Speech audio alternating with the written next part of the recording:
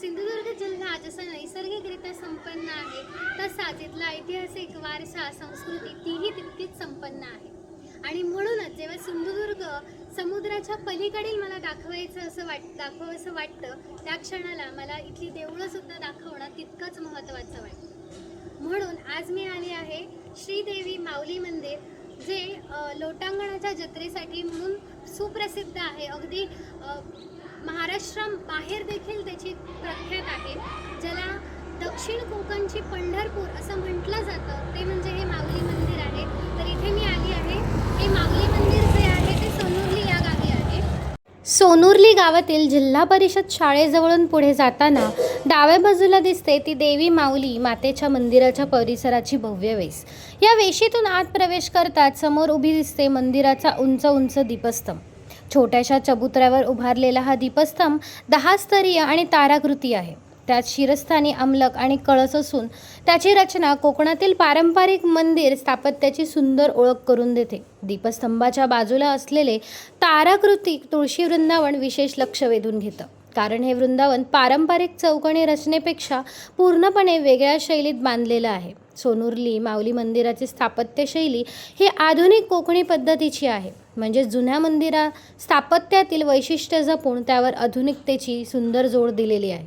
कोकणातील मंदिर स्थापत्याचं एक वैशिष्ट्य म्हणजे मुख्य सभा मंडपापासून गाभाऱ्यापर्यंत सरळ एका रेषात उभारलेले मोठे मोठे खांब।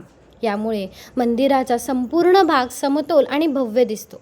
खांबाची मांडणी अशी करण्यात आली आहे की सभामंडपाचे 2 स्वतंत्र भाग असल्याचा भास निर्माण होतो।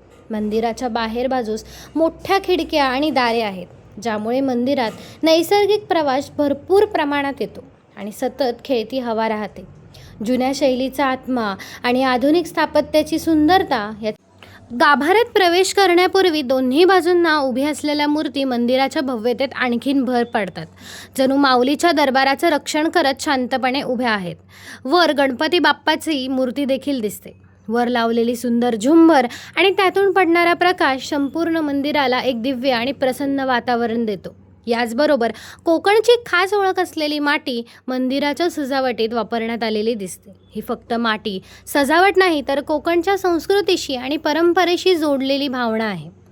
आणि मग गर्भगृहात नजर पडते ती त्या दैवी तेजस्वी अद्भुत रूपावर। काळ्या पाषाणात साकारलेली ही माऊली फक्त मूर्ती वाटत नाही, तर जिवंत शक्तीचं अस्तित्व असल्याची अनुभूती देते। चतुर्भुज महिषासूर वर्धिनीच्या रूपात विराजमान असलेली देवी, एका हातात खड्ग, दुसऱ्या हातात त्रिशूळ, तर इतर हातांमध्ये वज्र आणि ढाल धारण करून जणू अधर्माविरुद्ध उभी ठाकलेली शक्तीच इथे साकार झालेली आहे। तिचा डावा पाय महिषासुराच्या मस्तकावर रोवलेला आणि उजव्या हातातील खडग्याने होत असलेला त्याचा संहार, हे दृश्य पाहताना अंगावर अक्षरशः सहारे येतात। पण संपूर्ण मूर्तीतील सर्वात जिवंत गोष्ट म्हणजे तिचे डोळे। हे चांदीचे तेजस्वी डोळे जणू प्रत्येकाच्या भक्ताच्या मनात डोकावतात, त्यातील वेदना, भक्ती आणि विश्वास सगळंच ओळखतात। तिच्या चेहऱ्यावर एकाच वेळी दिसते ती माया आणि रणरागिणीचं तेज। चांदीच्या सुंदर महिरिपीत विराजमान असलेली ही माऊली समोर लावलेल्या समईच्या प्रकाशात आणखीनच दैवी भासते। त्या शांत गर्भगृहात घंटांचा मंद आवाज, फुलांचा सुगंध आणि देवीसमोर उभं राहिल्यावर जाणवणारी ती ऊर्जा, हे सगळं शब्दांच्या पलीकडचं आहे। मी देखील देवीसमोर ओटी भरली व तिथल्या गावकरी काकांनी माझा गाराणा घातला।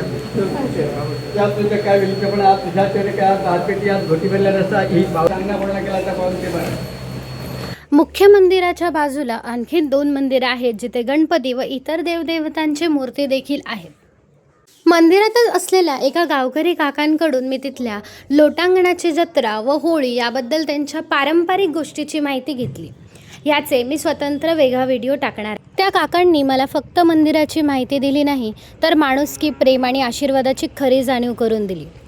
परत निघताना मला प्रेमाने एक श्रीफळ आणि देवीची वेणी आशीर्वाद म्हणून दिली। म्हणाले, पुढचा प्रवास खूप सुंदर होवो आणि तू असेच अजून खूप व्हिडिओ बनवत राहो। तो क्षण माझ्यासाठी खरंच खूप भावुक करणारा होता, कारण हा फक्त प्रसाद नव्हता, तर माऊलीकडून मिळालेली प्रेरणा होती। त्या आशीर्वादाने माझा व्हिडिओ प्रवासाला अजून ऊर्जा दिली। सोनुर्लीच्या माऊली मंदिरातला हा अनुभव फक्त एक प्रवास नव्हता, तर श्रद्धा, इतिहास आणि कोकणच्या संस्कृतीशी जोडणारी एक सुंदर अनुभूती होती। मंदिराची भव्य रचना, शांत वातावरण आणि माऊलीचं दैवी रूप हे सगळं मनाला कायमचं स्पर्श करून गेलं. व्हिडिओ शेवटपर्यंत बघितल्याबद्दल मनापासून आभार. भेटूयात पुढच्या व्लॉगमध्ये. धन्यवाद.